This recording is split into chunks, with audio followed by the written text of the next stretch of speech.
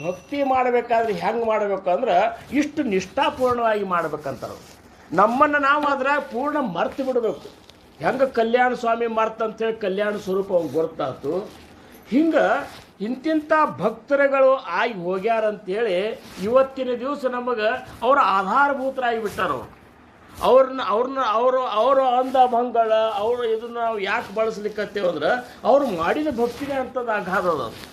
ಅಂಥದ್ದು ಸದ್ಗುರುನಾಥ ಇಂಥ ಕರುಣಾಮಯಿಲ ಅಂತ ಅವರಿಗೆ ಏನೂ ಓದೋದು ಕಾರಣ ಬೀಳುದಿಲ್ಲ ಅಂತಾರೆ ಅವರು.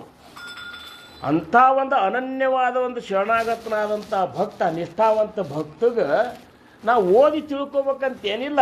ಗುರುಕೃಪಾದಿಂದ ಅವರಿಗೆ ಎಲ್ಲ ಜ್ಞಾನನೂ ಪ್ರಾಪ್ತ ಆಗಿಬಿಡ್ತಂತ. ಅಂಥ ಗುರುಕೃಪೆ ಅವ್ರಿಗೆ ಆಗಿಬಿಡ್ತದೆ. ಅಂಥ ಒಂದು ಜ್ಞಾನ ಇರಲಾರ್ದ ನಿನಗೆ ಮುಕ್ತಿಯರೇ ಹೆಂಗೆ ಸಿಗುತ್ತೆ ಅಂತಾರೆ ಅವರು. ರಾಜಾರಾಮರು ಏನಂತಾರೆ, ಜ್ಞಾನೇವಿನ ಮುಕ್ತಿ ನವೇ ಕದ ಅಂತ. ನೀ ಜ್ಞಾನ ಇರಲಾರ್ದ ಮುಕ್ತಿನೂ ಆಗುವುದಿಲ್ಲ, ಜ್ಞಾನನೇ ಬೇಕು. ಜ್ಞಾನ ಬೇಕಂದ್ರೆ ಯಾವ ಜ್ಞಾನ ಬೇಕು ಅಂತ ವಿಚಾರ ಮಾಡಿದ್ರೆ ಜ್ಞಾನ ಮಣ್ಜೆ ಆತ್ಮಜ್ಞಾನ. ಆತ್ಮಜ್ಞಾನ ಅನ್ನುವಂಥದ್ದು, ಆತ್ಮಜ್ಞಾನವಿನ ಪಾರ್ಥ ಸರ್ವಕರ್ಮ ನಿರರ್ಥಕ ಅಂತೇಳಿ ಅಂತಾರಲ್ಲ, ಅಂಥ ಆತ್ಮಜ್ಞಾನನೂ ಬೇಕಾಗಿತ್ತು ಅಂದ್ರೆ ಈ ನಿಷ್ಠಾವಂತ ತುಂಬಿದಂಥ ಭಕ್ತಿ ಬೇಕಂತಾರೆ. ಮೊದಲು ಭಕ್ತಿ ನಿಷ್ಠಾವಂತಿತ್ತು ಅಂದ್ರೆ ಮಾತ್ರ ಜ್ಞಾನ ಪ್ರಾಪ್ತಿ. ಅದಕ್ಕೆ ಅವರು ಮಾವುಲಿಯವರಂತಾರ, ಹರಿ ನಿಷ್ಠಾವಂತ ಭಾವ ಭಕ್ತಾಚಾರ ಸ್ವಧರ್ಮ, ನಿಷ್ಠಾವಂತ ಭಾವ ಭಕ್ತಾಚಾರ ನಿಷ್ಠಾವಂತ ಭಾವ ಭಕ್ತಾಚಾರ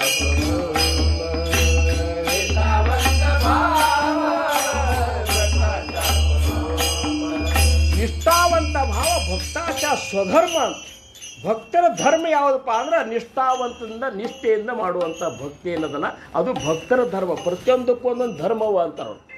ಹಂಗೀಗ ಜ್ಞಾನಿಗಳ ಧರ್ಮ, ಸದ್ಗುರುಗಳ ಧರ್ಮ, ಆತ್ಮ ಸಾಕ್ಷಾತ್ಕಾರಿ ಸತ್ಪುರುಷರ ಧರ್ಮ, ಆ ಸಿದ್ಧಾವಸ್ಥೆಗೆ ಹೋದಂಥವ್ರ ಧರ್ಮ ಅಂದ್ರೆ ಸ್ವರೂಪೀರಾಹಣೆ ಆ ಸ್ವಧರ್ಮ.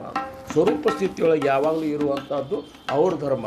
ಹಂಗೆ ನಿಷ್ಠೆಯನ್ನು ತುಂಬಿದಂಥ ಭಕ್ತಿ ಯಾರು ಮಾಡ್ಯಾರಲ್ಲ ಆ ನಿಷ್ಠೆಗಾಗಿ ಸದ್ಗುರು ಅವರಿಗೆ ಜ್ಞಾನನೂ ಕೊಟ್ಟಾನ, ಮುಕ್ತಿನೂ ಕೊಟ್ಬಿಟ್ಟಾನ, ಪರವಸ್ತುವನ್ನು ಪ್ರಾಪ್ತಿನೂ ಮಾಡಿಕೊಟ್ಟಾನ. ಅಂಥ ಭಕ್ತರೊಳಗೆ ಶ್ರೇಷ್ಠ ಒಂದು ಭಕ್ತರು ಆಗಿ ಹೋದವರು ಒಬ್ಬರು ಯಾರಪ್ಪ ಅಂದ್ರೆ ನಿನ್ನೆ ನಾನು ನಿಮಗೆ ಅಂದಿದ್ದು ನೋಡ್ರಿ, ವೀಣಾ ತಾಯಿ, ವೀಣಾಬಾಯಿ ಗೋಸಾವಿ. ವೀಣಾ ಗೋಸಾವಿ ಅಂತೇಳಿ ಅವ್ರ ಕತೆ ಇನ್ನು ಸ್ವಲ್ಪ ಟೈಮ್ದಾಗೆ ಅಂದರೆ ಇವ್ರು ಹೇಳಿದ ಟೈಮ್ದಾಗ ನಾವು ಅದನ್ನು ಇದು ಮಾಡೋಣ. ಏನಾಗ್ತದೆ ಅಂದ್ರೆ ಸಮರ್ಥರು ಈ ಒಂದೇ ಜಾಗದಾಗ ಇರುವಂಥ ವ್ಯಕ್ತಿತ್ವ ಅವ್ರದ್ದು ಇದ್ದಿದ್ದಿಲ್ಲ. ಸಮರ್ಥರ ರಾಮದಾಸ್ ಮಹಾರಾಜರು ನೀವು ಏನಾದರೂ ಹುಡುಕಾಡ್ಬೇಕಂದ್ರೆ ಅವ್ರು ಇಂಥಲ್ಲೇ ಇದ್ದಾರಂತೆ ಇದ್ದಿಲ್ಲ. 1100 ಮಠಗಳನ್ನು ಕಟ್ಟಿದ್ರು. ಆ 1100 ಮಠದಾಗ ಇರತ್ತಿದ್ದಿಲ್ಲ ಅವರು. ಈಗ ನಾವು ಮಠ ಕಟ್ಟೋಕ್ಕಿಂತ ಮೊದಲು ನಮ್ಮದು ಒಂದು ತಯಾರಿ ಮಾಡಿಕೊಂಡು ಕೂತ್ಕೊಂಡು ಎಷ್ಟೋ ಮಠಗಳು ಹೆಂಗವ ಅಂದ್ರೆ ಅವ್ರ ಗುರುಗಳು ಎಲ್ಲಿ ಮಾಡಿರ್ತಾರೆ ಅದ್ರ ಮಗ್ಗಲು ಒಂದು ತೆಗೆಸೇ ಬಿಟ್ಟಿರ್ತಾರೆ ಅವರು. ಮುಂದೆ ನಮ್ಮದು ಇಲ್ಲೇ ಆಗ್ಬೇಕೆಲ್ಲ ಅದ್ರ ವ್ಯವಸ್ಥೆ ಎಲ್ಲ ಅದ್ರ ಖರ್ಚು ವೆಚ್ಚ ಗಿಚ್ಚ ಎಲ್ಲ ಇಟ್ಟೋಗಿರ್ತಾರೆ. 1100 ಮಠ ಕಟ್ಟಿದ್ರು, ಒಂದು ಮಠದಾಗ ಅವ್ರು ಇರ್ತಿದ್ದಿಲ್ಲ, ಸದಾ ಅಡವ್ಯಾಗಿರ್ತಿದ್ರು. ಯಾಕಂದ್ರೆ ಅವರು ಮಾರುತಿ ಅವತಾರ. ಒಮ್ಮೆ ಅಡವ್ಯಾಗ ಹೋಗ್ಬಿಟ್ರಂದ್ರೆ 15 ದಿವಸಗಟ್ಟಲೆ ಅಡವಿ ಬಿಟ್ಟು ಹೊರಗೆ ಬರ್ತಿದ್ದರು ಅವರು. ಬಂದರು ಅಂದರೂ ಸಹಿತ ಶಿವಾಜಿ ಮಹಾರಾಜರು ಗುರು ಇದ್ದರು ಸಹಿತ ಶಿವಾಜಿ ಮಹಾರಾಜರ ರಾಜ್ಯದೊಳಗೆ ಅವ್ರು ಇರತ್ತಿದ್ದಿಲ್ಲ, ಆ ಒಂದು ರಾಜವಾಡ್ಯದಾಗ ಅವ್ರು ಇರ್ತಿದ್ದಿಲ್ಲ. ಅವರು ಇರೋದು ಹಿಂಗೆ ಎಲ್ಲರೂ ಇರ್ತಿದ್ರು. ಇಂಥ ಒಂದು ಈ ಸ್ವೇಚ್ಛಾಚಾರಿ, ಅಂದರೆ ಸ್ವೇಚ್ಛಾ, ತಮ್ಮ ಮನಸ್ಸು ಹೆಂಗಿರ್ತೋ ಇಚ್ಛಾ ಬಂದಂಗಿರೋರು. ಹಂಗೆ ಒಮ್ಮೆ ಏನಾಯ್ತು ಅಂದ್ರೆ ಮಿರಾಜ್ದೊಳಗೆ ಬಂದಿದ್ರು ಸಮರ್ಥ ರಾಮದಾಸ್ ಮಹಾರಾಜರು. ಮಿರಾಜ್ದೊಳಗೆ ಬಂದ ಒಂದು ಮನೆಯೊಳಗೆ ಹೋಗ್ತಾರೆ. ಮನೆಯೊಳಗೆ ಹೋಗಿ ಜಯ ಜಯ ರಘುವೀರ ಸಮರ್ಥ, ಯಾಕಂದ್ರೆ ಅವ್ರು ದಿವಸ ಒಂದು 5 ಮನೆ ಭಿಕ್ಷಾ ಬೇಡ್ತಿದ್ರು. ಅಂಥದ್ದು ಹೋಗಿ ಹಿಂಗೆ ಜಯ ಜಯ ರಘುವೀರ ಸಮರ್ಥ ಅಂದ್ಕೂಡಲೇ ಒಬ್ಬಾಕಿ ಸಣ್ಣ ವಯಸ್ಸಿನ ಹೆಣ್ಮಗಳಲ್ಲಿ ಕೂತಿದ್ಲು. ಒಂದು ತುಳಸಿ ಕಟ್ಟಿ ಮಗ್ಲ ಏನೋ ಒಂದು ಪುಸ್ತಕ ಓದ್ಕೋತ ಕೂತಿದ್ಲು. ನೋಡಿದ್ರು ಸಮರ್ಥರು ಅಗ್ನಿ ಸಣ್ಣ ವಯಸ್ಸ, ಖರೆ ಅವ್ರಿಗೆ ಎದಿ ದಸಕ್ಕೆ ಅಂದ್ಬಿಡ್ತು. ಹಣಿ ಮೇಲೆ ಕುಂಕುಮ ಇಟ್ಟಿದ್ದಿಲ್ಲ ಆ ಹೆಣ್ಮಗಳಿಗೆ. ಅಂದ ಕೂಡಲೇ ಗಾಬರಿ ಆಗಿಬಿಟ್ರು ಅವರು. ಏನು ಎಂಥ ಸಣ್ಣ ವಯಸ್ಸಿನಾಗಿ ವೈಧವ್ಯ ಬಂದು ಬಿಟ್ಟದ ಹೆಣ್ಮಗಳಿಗೆ. ಆಗಿನ ಮನೆಗಳು ಹೆಂಗಿರ್ತಿದ್ವು ಅಂದ್ರೆ ಮೊದಲೊಂದು ದೊಡ್ಡ ಬಾಗಿಲ, ಈ ನೀವು ಮಹಾರಾಷ್ಟ್ರದಾಗ ಈಗಾದರೂ ನೀವು ಆ ವೀಣಾಬಾಯಿ ಅವ್ರ ಮನೆ ನೋಡ್ಲಿಕ್ಕೆ ಹೋಗ್ರಿ ನೀವೆಲ್ಲ ಅದ ಈಗಾದರೂ ನೋಡ್ಲಿಕ್ಕೆ ಸಿಗ್ತದೆ ನಿಮ್ಮಲ್ಲಿ. ದೊಡ್ಡ ವರಾಂಡದೊಳಗೆ ಒಂದು ಕಟ್ಟಿ ಒಂದು ಬಾವಿ ಹೀಗೆಲ್ಲ ಒಂದು ಇದು ಇರ್ತಿತ್ತು. ಆಮೇಲೆ ಮತ್ತೊಂದು ಬಾಗಲ ಅಲ್ಲಿಂದ ಒಳಗೆ ಮನೆ ಶುರು. ಈ ವರಾಂಡದೊಳಗೆ ತುಳಸಿ ಕಟ್ಟಿ ಮಗ್ಲ ಆ ವೀಣಾ ತಾಯಿ ಏನಿದ್ಲಲ್ಲ ಓದ್ಕೋತ ಕೂತಿದ್ಲು. ಒಂದು ಕೂಡಲೇ ಮಹಾರಾಜರು ಅಂತಕ್ಕಣ ಕರಗಿಬಿಡ್ತು. ಅನ್ನೋ ತಕ್ಕಣ ಯಾರಾದರೂ ಕರಗಿತ್ತಂದ್ರೆ ಅವ್ರು ಕೇವಲ ಸದ್ಗುರುಗಳಿದ್ರೆ ಮಾತ್ರ ಕರಗ್ತದೆ, ಸಂತರಿದ್ರೆ ಮಾತ್ರ ಮತ್ತೊಬ್ಬರು ನೋಡಿ ಅಂತಕ್ಕಂಥ ಕರಗಿ ಬಿಡ್ತದೆ. ಅವರಂದ್ರು ಇಷ್ಟು ಸಣ್ಣ ವಯಸ್ಸಿನಾಗ ವೈಧವ್ಯ ಬಂದದ ಈ ಹೆಣ್ಮಗಳಿಗೆ, ಇನ್ನೂ ಎಷ್ಟೋ ವರ್ಷಗಳು ಹಿಂಗೆ ಕಳಿಬೇಕಲ್ಲ. ಯಾಕಂದ್ರೆ ಆಗಿನ ಟೈಮ್ದಾಗ ವಿಧವಾ ಪದ್ಧತಿ ಎಷ್ಟು ಕಠಿಣ ಇತ್ತಂದ್ರೆ ಅವ್ರು ಒಂದೊಂದು ಕ್ಷಣನೂ ಸಹಿತ ಆ ರೀತಿ ಏನಪ್ಪ ಆದರೆ ಇದ್ರಾಗ ದಿವಸ ತೆಗಿಬೇಕಾಗ್ತಿತ್ತು. ಅಂಥದ್ದು ಮಹಾರಾಜರು ಅವರು ಸಮರ್ಥರಂತಾರೆ, ಈ ಹೆಣ್ಮಗಳಿಗೆ ಒಂದು ಸತ್ಸಂಗನೇ ಒದಗಿಸ್ಕೊಟ್ರೆ ಜೀವನ ತುಂಬ ಸತ್ಸಂಗ ಭಗವಂತನ ಭಕ್ತಿ ಒಳಗೆ ಕಾಲು ಕಳೆಯೋಂಗೆ ಮಾಡಿದರೆ ಈಕೆ ಜೀವನ ಧನ್ಯ ಆಗ್ತದೆ ಅಂಥೇಳಿ ಅಂದರು. ಕಾಯಿ ಮೂಲಿ ಕಾಯಿ ವಾಸ್ತೆ ಅಂತಂದರು. ತಂದಿಗೆ ಹೆಂಗೆ ಮಗಳ ಮೇಲೆ ಹೆಂಗೆ ಪ್ರೇಮದಿಂದ ಮಾತಾಡ್ತಾರಲ್ಲ, ಮುಲಿ ಕಾಯಿ ವಾಸ್ತೆ ಅಂತಂದು ಕೂಡಲೇ ನೋಡಿದ್ಲಕ್ಕೆ ಮೋತಿ ಎತ್ತಿ ನೋಡ್ತಾಳೆ. ಸಮರ್ಥರಿಗೆ ನಮಸ್ಕಾರ ಮಾಡಿದ್ಲು. ಮಹಾರಾಜ್ ನೀ ಭಾಗವತ್ ವಾಸ್ತೆ, ಭಾಗವತ್ ಬುಕ್ಕ ಓದ್ಲಿಕ್ಕತ್ತಂದ್ರಿ ಮಹಾರಾಜ. ಹೌದಾ ಅಂತಂದರು. ಭಾಗವತ್ ಏಕನಾಥಿ ಭಾಗವತ ಓದ್ಲಿಕ್ಕತ್ತೀಯ, ಎಂಥ ಚಲೋ ಪುಸ್ತಕ ಓದ್ಲಿಕ್ಕತ್ತೀವ. ಖರೆ ಭಾಗವತ ಧರ್ಮದ ಬಗ್ಗೆ ಏನ್ರಿ ನಿನಗೆ ಗೊತ್ತದನ ಅದ್ರಾಗ. ಈಗ ಯಾವ ಗ್ರಂಥ ಓದ್ತಿರ್ತೀವೋ ಆ ಗ್ರಂಥದೊಳಗೆ ಏನದ ಅದ್ರ ಬಗ್ಗೆ ತಿಳ್ಕೊಂಡು ಓದಿದ್ರೆ ಅದು ಓದೋಣಿಕೆ ಅಂತಾರವರು. ಈಗ ಸಮರ್ಥರು ದಾಸಬೋಧ ಬರೆದ್ರಲ್ಲ ಮೊದಲೇ ಓವಿ ಹೆಂಗೆ ಶುರು ಮಾಡ್ತಾರೆ, ಶ್ರೋತೆ ಪುಸತಿ ಕೋಣ ಗ್ರಂಥ, ಶ್ರೋತೃ ಕೇಳುವರು ಇದು ಆವ ಗ್ರಂಥ, ಕಾಯ ಬೋಲಿಲೇ ಜಿಯೇತ ಶ್ರವಣ ಕೇಲಿಯಾನೇ ಪ್ರಾಪ್ತ ಕಾಯ ಹೇ. ಈ ಒಂದು ಕ್ವಶನ್, ಈ ಒಂದು ಪ್ರಶ್ನೆ ಪ್ರತಿಯೊಬ್ಬರಿಗೂ ಗ್ರಂಥ ಹಿಡಿದು ಕೂಡಲೇ ಇದು ಯಾವ ಗ್ರಂಥ ಅನ್ನೋಂಥದ್ದು ಬರಬೇಕು. ಹಂಗೆ ವೀಣಾಬಾಯಿಗೆ ಅಂತಾರೆ ಸಮರ್ಥರು, ಇದು ಈ ಇದು ಏಕನಾಥಿ ಭಾಗವತ ಓದ್ಲಿಕ್ಕತ್ತೀವ, ಭಾಗವತ್ ಧರ್ಮದ ಬಗ್ಗೆ ಏನು ನಿನಗೆ ಗೊತ್ತದ ಅಂದ್ಕೊಳ್ಳಿ. ಆಕೆ ಅಂದು ನನಗೇನು ಗೊತ್ತು ರೀ ಮಹಾರಾಜರು. ಸುಮ್ಮನೆ ನಮ್ಮ ಸರ್ ಒಬ್ಬರು ಇರ್ತಾರೆ, ಟೀಚರ್ ಇರ್ತಾರೆ, ಅವ್ರ ಕೈಲಿ ಸುಮ್ಮನೆ ಹೊತ್ತು ಹೋಗ್ಲಿಕ್ಕೆ ಅಂತ ಓದ್ಕೊಳಕ್ಕೆ ಇಟ್ಕೊಂಡು ಬಂದನ್ರಿ, ಓದ್ಲಿಕ್ಕೆ ರೀ ನನ್ನಂತಕ್ಕಿಗೆ ಏನು ಗೊತ್ತಾಗ್ಬೇಕು ರೀ ಮಹಾರಾಜರು ಅಂದ ಕೂಡಲೇ ಸಮರ್ಥರು ಅಂದರು, ಸಮಯ ಬಂದಾಗ ಗೊತ್ತಾಗ್ತದವ ಅಂತಂದು. ಇಷ್ಟಂದು ಹೋಗಿಬಿಟ್ರು. ಆಕೆ ತಲೆಯಾಗ ಶುರುವಾಗಿಬಿಡ್ತು ನೋಡ್ರಿ. ಈ ಗ್ರಂಥ ಓದ್ಲಿಕ್ಕೆ ಹತ್ರ ಇದ್ರ ಭಾಗವತ ಧರ್ಮ ಏನದ ಅಂತೇಳಿ ಮಹಾರಾಜರು ಕೇಳುವಾಗ ಯಾರಂದ್ರೆ ಇದನ್ನು ತಿಳ್ಕೋಬೇಕು ಅಂತೇಳಿ ಯಾರ ಗ್ರಂಥ ಕೊಟ್ಟಿದ್ರಲ್ಲ ಆ ಗುರುಗಳು ಅಂತೇಳಿ ಹೋದರು. ಮಹಾರಾಜರೇ ಈ ಇದು ಭಾಗವತ ಧರ್ಮದ ಬಗ್ಗೆ ನಿಮಗೇನಾರ ಗೊತ್ತದ ಅಂದ ಕೂಡಲೇ ಅವ್ರು ಸರ್ ಅಂದರು, ನನಗರಿ ಏನು ಗೊತ್ತಂದ್ರೆ ಅವರು ಸುಮ್ಮ ಮನ್ಯಾಗ ಹಿರಿಯರಿಂದ ಮನ್ಯಾಗ ಬುಕ್ ಇದ್ದು ಏನು ಚಲೋ ಅದ ನೀನು ಓದು ಇದು ಆಗ್ತದ ಅಂತೇಳಿ ಕೊಟ್ಟನವ, ನನಗೂ ಗೊತ್ತಿಲ್ಲ. ಅವ್ರು ಯಾರು ಕೇಳ್ಯಾರಲ್ಲ ಅವ್ರು ಮಾತ್ರ ಹೇಳ್ಬೋದು ನೋಡುವ ಅಂದರು.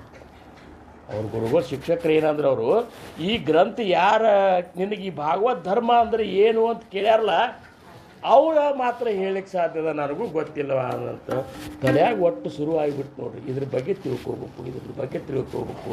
ಮತ್ತು ಮಹಾರಾಜರು ಯಾವಾಗ ಬರ್ತಾರೆ, ಮತ್ತು ಯಾವಾಗ ಈ ಪ್ರಶ್ನೆ ಅವ್ರಿಗೆ ಕೇಳೀನಿ ಅಂಥೇಳಿ ಈ ಸಂಶಯ ನಮಗೆ ಬಂತಂದ್ರೆ ಅದನ್ನು ನಿವಾರಣೆ ಮಾಡ್ಕೋತನಕ ಸಮಾಧಾನ ಆಗಬಾರ್ದು.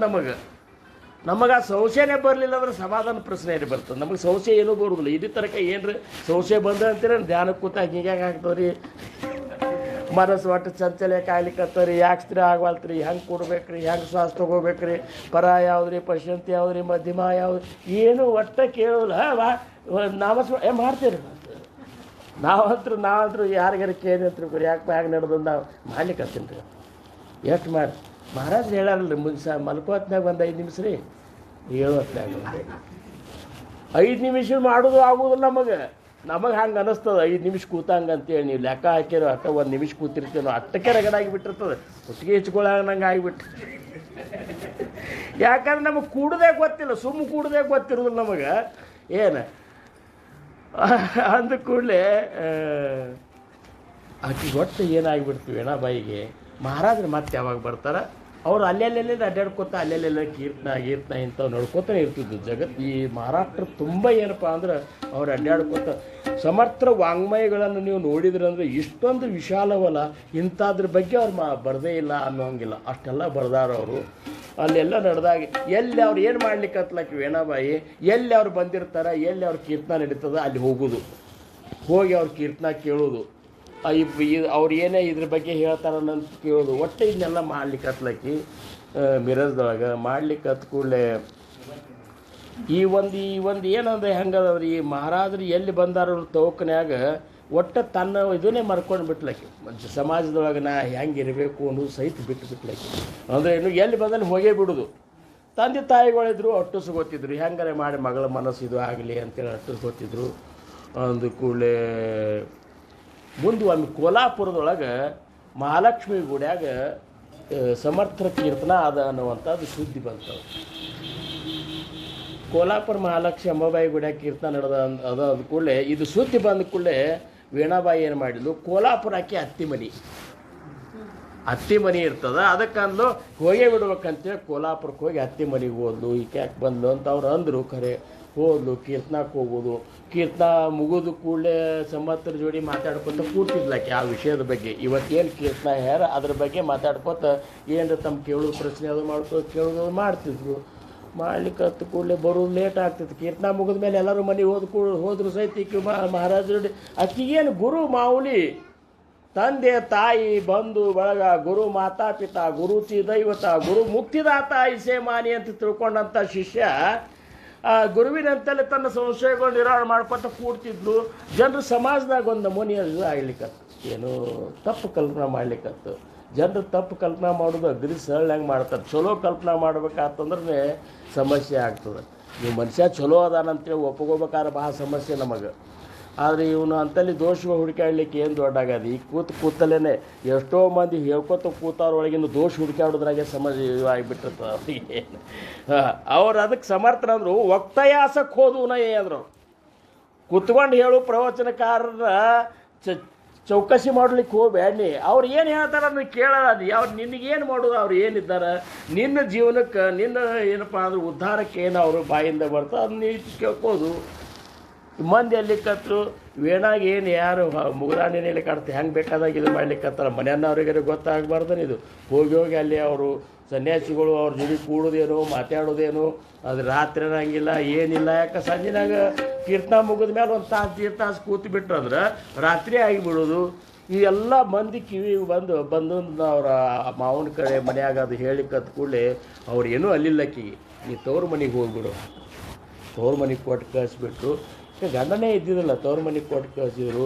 ತವ್ರ ಮನೆಗೆ ಬಂದ ಕೂಡಲೇ ಅವ್ವ ಅಪ್ಪಗೆ ಈಗ ವೀಣಾ ಬಂದಲ್ಲ ಯಾಕೆ ಬಂದು ಅಂತೇಳಿ ಅವ್ರು ಚಿಂತೆ ಆಗ್ತಿತ್ತು. ಹೋಗ್ಯಾ ಅತ್ತೆ ಮನೆಯಾಗ ಇದ್ದಾಳಂತ ಇವ್ರು ತಿಳ್ಕೊಂಡಿದ್ರು. ಆದ್ರೆ ತಿರುಗಿ ಬಂದಲ್ಲ ನಮ್ಮ ವೀಣಾ ಅಂತೇಳಿ ಅದ ಕೂಡಲೇ ಬಾರ ಅಂದರು. ಬರೀ ಹಾಗೆ ಬಂದಿರ್ಲಿಕ್ಕೆ ಅಪವಾದ ತೊಗೊಂಡು ಬಂದಾಳ ನಮ್ಮ ವೀಣಾ ಅಂತೇಳಿ ತಂದೆ ತಾಯಿಗಳಿಗೆ. ನೋಡ್ರಿ, ಮಾನ ಅನ್ನುವಂಥದ್ದು ಭಾಳ, ನಮ್ಮ ಮಾನ ಕಾಯ್ಕೋದೇ ಭಾಳ ಮುಖ್ಯ. ಅಕಸ್ಮಾತ್ ನಿನ್ನ ಹಿಂದಕ್ಕೆ ಹೆಂಗಿತ್ತು ಅಂದ್ರೆ ನಿನ್ನ ಜೀವ ಹೊಡಿದು ಮತ್ತು ಮಾನ ಇವು ಎರಡು ಥರ ನಿನಗೆ ಯಾವ್ದು ನಿನಗಿದು ಆಗ್ತದ್ರೆ ಇಲ್ಲ ಜೀವ ಹೊಡಿರಿ ಅಂತಿದ್ರು. ನಮ್ಮ ಮಾನ ಉಳಿದ್ರೆ ಸಾಕು ಅನ್ನೋಂಥ ಇಂಥ ಇತ್ತು. ಮತ್ತು ಇಂಥ ಒಂದು ದೊಡ್ಡ ಅಪವಾದ ತೊಗೊಂಡು ಬಂದರು ಸಮರ್ಥರ ಜೋಡಿ. ಅದು ಏನು ಮಹಾರಾಷ್ಟ್ರದಾಗ ಒಂದು ಶ್ರೇಷ್ಠ ಸ್ಥಾನದಾಗ ಇದ್ದಂಥ ಸಮರ್ಥರನ್ನ ಜೊತೆ ಹಿಂಗೆ ಮಾಡ್ಲಿಕ್ಕತ್ತಾಳ ಅಂದ ಕೂಡಲೇ ತಂತಾಯಿಗಳು ಅಂದರು ಹಿಂಗೆ ಮಾಡಬೇಡವಾ ವೀಣಾ, ಇನ್ನು ಎಲ್ಲಿಯೂ ಅವ್ರು ಎಲ್ಲಿ ಕೀರ್ತನ ಇದ್ದಲ್ಲಿ ಹೋಗಬೇಡ, ಅವ್ರ ಸನೇಕ್ಕೆ ಹೋಗಬೇಡ, ಹಿಂಗೆಲ್ಲ ಏನು ಹೇಳಿದ್ರು. ಅದೇನೂ ಸಾಧ್ಯ ಇಲ್ಲ ಅನ್ಲಕ್ಕಿ, ಅದೇನೂ ಸಾಧ್ಯ ಇಲ್ಲ. ನನ್ನ ಗುರುಮಾವಲಿ ಎಲ್ಲಿರ್ತಾನೆ ಅಲ್ಲಿ ನಾ ಇರಾಕಿದ್ದೆ. ಯಾಕಂದರೆ ಗುರುಮಾವಲಿನ ಬಿಟ್ಟು ನಾವು ಒಂದು ಕ್ಷಣ ಇರ್ಲಿಕ್ಕೆ ಸಾಧ್ಯ ಇಲ್ಲ ಅಂಥೇಳಿ ಒಟ್ಟು ಏನು ಇವ್ರ ಮಾತು ಕೇಳಲಿಕ್ಕಲ್ಲ ಅಂದ್ಕೊಳ್ಳೆ ತಂದೆ ತಾಯಿಗಳು ಅಂದರು. ಮತ್ತಿನ್ನು ಮನಿತನದ ಮಾನೇ ಹೋಗ್ಲಿಕ್ಕತ್ತ ಅಂದಾಗ ಮಾನ ಹೋಗೋದಕ್ಕಿಂತ ಈಕೆ ಅಂತೂ ನಮ್ಮ ಮಾತು ಕೇಳೋದಿಲ್ಲ, ಈಕಿನ ಇಲ್ದಂಗೆ ಮಾಡಿಬಿಡು ಬೇಡನ, ಈಕಿನ ಇಲ್ದಂಗೆ ಮಾಡಿಬಿಡ್ನಂತೆ ಅಂದರು. ಮಾಡಿ ಇಬ್ಬರು ಗಂಡ ಹೆಂಡತಿ ವಿಚಾರ ಮಾಡಿದರು. ಇದು ಈಕೆಂತರೂ ಮಾತು ಕೇಳೋದು ಅಂದಾಗ ಈಕೆಗೆ ಏನು ವಿಷ ಕೊಟ್ಟು ನಾವು ಆಕಿನ ಮುಗಿಸ್ಬಿಡೋಣ. ಒಮ್ಮೆ ಇಲ್ಲಂದ್ರೆ ಆಗಲ್ಲ. ಯಾಕೆ ಖರೆ ನಮ್ಮ ಮಂತನ್ನ ಮಾನ ಹೋಗ್ತದೆ ಅಂಥೇಳಿ ವಿಚಾರ ಮಾಡಿ ಈಕೆಗೆ ಏನು ಗೊತ್ತ ಪಾಪ ಅವೇನು ಇರಲಾರ್ದು ಇದಾಗ ಒಂದು ದಿವಸ ಊಟದಾಗ ವಿಷಾನೇ ಊಟದಾಗ ವಿಷ ಹಾಕಿಬಿಟ್ರು. ಹಾಕಿ ಊಟ ಮಾಡಿದ್ದು ಹೆಂಗೆ ಆ್ಯಸ್ ಯೂಶಲ್ ಮಾಡಂಗೆ ಊಟ ಮಾಡಿದ್ದು. ಅದು ಮತ್ತು ವಿಷ ಒಳಗೆ ಹೋದ ಕೂಡಲೇ ಸುಮ್ಮ ಕೂಡ್ತು ಅನ್ನೋದು ತ್ರಾಸ ಆಗಲಿಕ್ಕತ್ತು, ಸಂಕಟ ಆಗಲಿಕ್ಕತ್ತು. ಒಂದು ಕೋಲ್ಯಾಗ ಹೋಗಿ ಹಿಂಗೆ ಖಾಲಿ ಎಳ್ಕೊತ ಹೋದ್ಲು. ಯಾಕೆ ಹಿಂಗೆ ಯಾಕೆ ಆಗ್ಲಿಕ್ಕತ್ತು, ಬಾಯಿ ಒಣಗಲಿಕ್ಕತ್ತು. ಇನ್ನು ನೀರೇ ಕುಡಿಬೇಕು ಅಂತೇಳಿ ಬಾಗಿಲ ತೆಗಿಬೇಕು ಅಂತ ಈಗ ಒಳಗೆ ಹೋದ ಕೂಡಲೇ ಇವರು ಅವ್ವ ಅಪ್ಪ ಬಾಗಿಲ ಹಾಕೋದು. ಅಂದ್ರೇನು ಕಿಟಕಿ ಎಲ್ಲ ಬಾಗಿಲ ಬಂದ್ ಮಾಡ್ಕೊಂಡು ಬಿಟ್ಟಿದ್ರು. ಇನ್ನು ಇದ್ರಾಗ ಸಾಯ್ತಾಳಕ್ಕಿ ಸಾಯವಲ್ಲೇಕಂತೆ ಮತ್ತು ವಿಷಾನೇ ಹಾಕಿದವ್ರಿದ್ರು ಅಂದಾಗ ವೀಣಾ ಹಿಂಗೆ ಆಗಿಬಿಡ್ತು ಎಂಥದ್ದಪ್ಪ ಅಂತ ಬಾಗಲ ಹಾಕ್ಯಾರ ನಮ್ಗೆ ಗೊತ್ತಾಯ್ತು, ಇದು ನನಗೆ ವಿಷ ಹಾಕ್ಯಾರ ಅನ್ನೋದು ಗೊತ್ತಾಯ್ತು. ಮತ್ತಿನ್ನು ತಂದೆ ತಾಯಿಗಳೇ ಕೂತ್ಕೊಂಡು ನನಗೆ ವಿಷ ಹಾಕ್ತಾರಂದ್ರೆ ಮಾವುಲಿ ನೀನೇ ಕಾಯಬೇಕು, ನೀನೇ ನಿನ್ನ ಸೇವಾ ನನ್ನಿಂದ ಅಂತರ ಆತಲ್ಲ, ನಿನ್ನ ಸೇವಾ ಮಾಡ್ಬೇಕಂತ ನಾ ಮಾಡಿದ್ದೆ, ನಿನ್ನ ಸೇವಾನೇ ನನಗೆ ಇದು ಮಾಡಿಬಿಟ್ಟಲ್ಲ, ತಂದೆ ತಾಯಿಗಳೇ ಕೂಡ್ಸಿ ಮಾಡ್ಯಾರ ಅಂಥೇಳಿ ಇಷ್ಟು ತಾಪ್ ಮಾಡ್ಕೋತಾಳೆ. ಈ ಏನು ಆಕಿ ತಾಪ್ ಮಾಡ್ಕೊಂಡಾಗ ಸ್ವತಃ ಸಮರ್ಥರ ಅಂತಃಕರಣಕ್ಕೆ ಹೋಗಿ ಹತ್ತಿ ಬಿಡ್ತವೆ. ನಮ್ಮ ವೀಣಾ ಒದ್ದಾಡ್ಲಿಕ್ಕತ್ತಾಳ ಅಂತೇಳಿ ಆಕಾಶ ಮಾರ್ಗದಿಂದ ಸಮರ್ಥರು ಬರ್ತಾರಂತ್ರಿ ಆ ಕೊಲೆ. ಈಗ ಬೆಳಕಿಂಡಿಯಿಂದ ಇಳಿತಾರ, ಒದ್ದಾಡ್ಲಿಕ್ಕೆ ಹತ್ತಿರ್ತಾವ ವೀಣಾ. ಗುರುನಾಥನ ಕರುಣ ಮೈ ಮೇಲೆ ಕೈ ಆಡಿಸಿದ ಕೂಡಲೇ ಎಲ್ಲ ವಿಷ ಇಳಿದು ಹೋಗಿಬಿಡ್ತದೆ. ಮತ್ತೆ ಹೆಚ್ಚಾವತ್ತು ಬಂದ್ರಿಗತಿ ಆಗಿಬಿಡ್ತಾರೆ. ಹಾಗೆ ಮ್ಯಾಲೆ ಕೂಡಿಸಿ ತಳಕ್ಕೆ ಕಾಲಂತಲ್ಲಿ ಕೂಡ್ತಾರೆ, ಸೇವೆ ಮಾಡ್ಕೋತಾರೆ, ಮಾತಾಡ್ತಿರ್ತಾರೆ. ಸಮರ್ಥರೆಲ್ಲ ಹೇಳಿಕತ್ತಾರೆ ವೀಣಾ ಇರ್ಲವ ಅಂತ ಏನೇ ಹೇಳು. ಗುರು ಶಿಷ್ಯನ ಜೋಡಿ ಏನು ಮಾತಾಡ್ತಿರ್ತಾರೆ. ಮಾತಾಡಿದ ಕೂಡಲೇ ಇವ್ರು ಸತ್ತಿರ್ಬೇಕಂತ ಇವ್ರು ತಿಳ್ಕೊಂಡಿರ್ತಾರೆ. ಯಾರು ಹಡದು ತಂದೆ ತಾಯಿಗಳು ನಮ್ಮ ವೀಣಾ ಈಗ ಸತ್ತಿರ್ಬೇಕಂದ್ರೆ ಮಾತಾಡೋ ಸುದ್ದಿ ಕೇಳಲಿಕ್ಕತ್ತದ ಒಳಗೆ ಯಾರು ಮಾತಾಡ್ಲಿಕ್ಕತ್ತಾರ, ಎಲ್ಲಿ ಮಾತಾಡ್ಲಿಕ್ಕತ್ತಾರ ಅಂತೇಳಿ ನಮ್ಮ ವೀಣಾ ಮಾತಾಡ್ಲಿಕ್ಕತ್ತಾಳ. ಯಾರ ಜೋಡಿ ಮಾತಾಡ್ಲಿಕ್ಕತ್ತಾಳ ಅಂತ ಬಾಗಿಲ ತೆಗೆದು ನೋಡ್ತಾರೆ. ಸಮರ್ಥರು ಕೂತು ಬಿಟ್ಟಾರ. ಕಾಲ ಸಮರ್ಥರ ಪಾದದಾಗ ವೀಣಾಬಾಯಿ ಕೂತ್ಕೊಂಡು ಸೇವೆ ಮಾಡ್ಲಿಕ್ಕತ್ತಾಳ. ತಂದೆ ತಾಯಿಗಳಿಗೆ ಹಿಂಗೆ ಆಗಿಬಿಡ್ತಂತ. ಗುರುಮಾವಲಿ ನಾವು ಎಂಥ ತಪ್ಪು ಮಾಡಿದೇವಪ್ಪ. ಯಾಕಂದ್ರೆ ಎಲ್ಲ ಕಿಟಕಿ ಬಾಗಿಲ ಎಲ್ಲ ಹಾಕ್ಯಾರ. ಸದ್ಗುರುನಾಥ್ ಎಂಥ ಕರುಣಾಮೂರ್ತಿ ಬಂದ ನಮ್ಮ ಮಗಳನ್ನ ನೀವು ಉಳಿಸಿದಲ್ಲ, ನಾವು ನಮ್ಮ ಮಗಳನ್ನ ನಾವೇ ಕೊಡ್ಲಿಕ್ಕೆ ನಾವು ವಿಷ ಹಾಕಿದ್ದೆವು, ಮಾವಲಿ ನೀವು ಉಳಿಸಿದಿಲ್ಲ, ನಮ್ಮ ಮಗನ ಉಳಿಸಿದಿಲ್ಲ ಅಂಥೇಳಿ ಸಾಷ್ಟಾಂಗ ನಮಸ್ಕಾರ ಹಾಕಿದ್ರಂತ. ಯಾರ ಮಗಳು ಅಂತ ಕೇಳಿದ್ರಂತ ಸಮರ್ಥರು. ನಿಮ್ಮ ಮಗಳು ಯಾವಾಗೋ ಸತ್ತು ಹೋಗ್ಯಾಳಂದ್ರು. ನಿಮ್ಮ ಮಗಳು ಯಾವಾಗ ಸತ್ತು ಹೋಗ್ಯಾಳ. ಈಕಿ ನನ್ನ ಶಿಷ್ಯ ವೀಣಾ ಇದ್ದಾಳೆ, ನನ್ನ ಮಾನಸ ಪುತ್ರಿ ಇದ್ದಾಳೆ. ಈಕಿನ ಭಕ್ತಿ ಕರ್ಕೊಂಡು ಹೋಗ್ತಾನೆ, ನಡಿ ವೀಣಾ ಅಂತ ಅಂದ ಕೂಡಲೇ ಹೋಗಬೇಡ ಅಂದ್ರೆ ವೀಣಾ ಅಂದಂತೆ, ನಿಮಗೆ ಮುಗಿದಂಗಾತು, ನಾನು ಗುರುವಿನ ಸೇವಾದಾಗ ನಾನು ಜೀವನ ತೆಗಿತೀನಿ ಅಂತೇಳಿ ಸಮರ್ಥ ಬೆನ್ನ. ಜೈ ಜೈ